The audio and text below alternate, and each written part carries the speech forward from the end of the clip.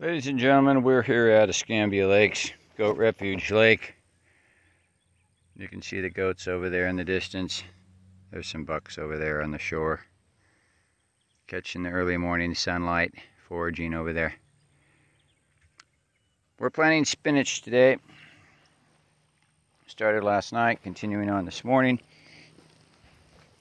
These rows are spaced about 18 inches apart. We're talking about an area where you can get down and scoot your butt along or whatever. I mean, you can walk on that and you can service the plants, but we always like to have enough room where you can sit down and get close and pull them weeds and not strain your back, bend over all day long. I mean, that's not the way we want to do business here. So these rows here in kind are about 18 inches wide where the seeds are going to go, and basically it's already been raked to smooth, but you can smooth it a little further with the hands here when we're up here. And I basically do 1, 2, 3, 4, 5, 6, 7, 8, 9, 10, 11, 12, 14, 15, 16, 17, 18, 19, 20, 21. Whatever. I'm just putting them about 3-4 inches apart.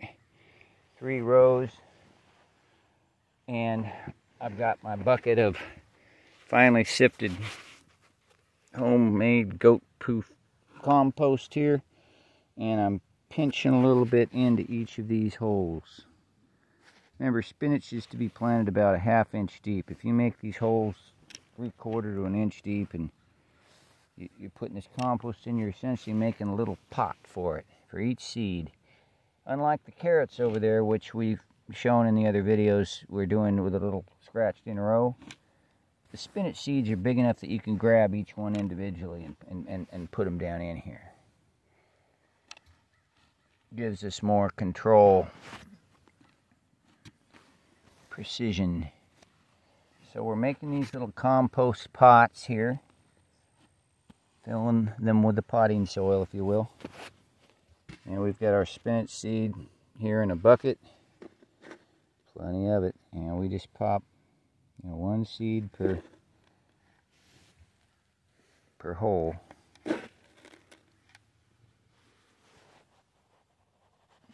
Sometimes you get 2, but don't worry about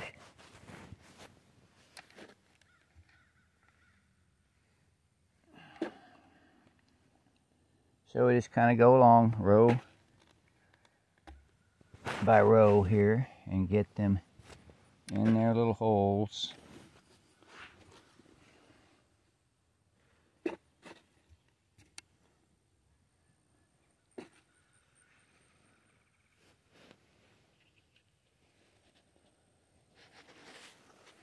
What I do is I grab a little more compost and pinch them off like that, right on top. Get a little more compost on the top. Pat it down.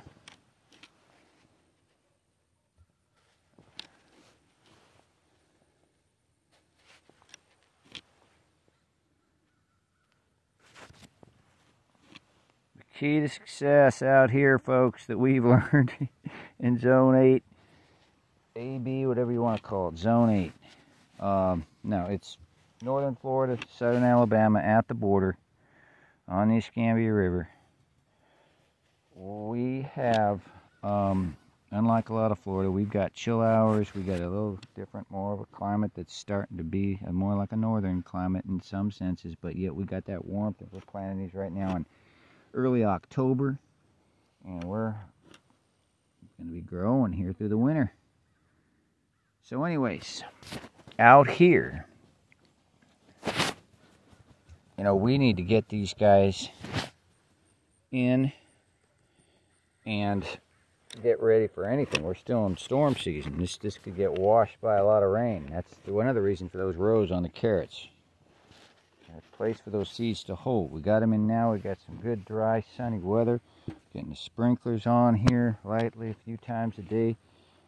And we're throwing more compost on the top here right now after patting things down a bit.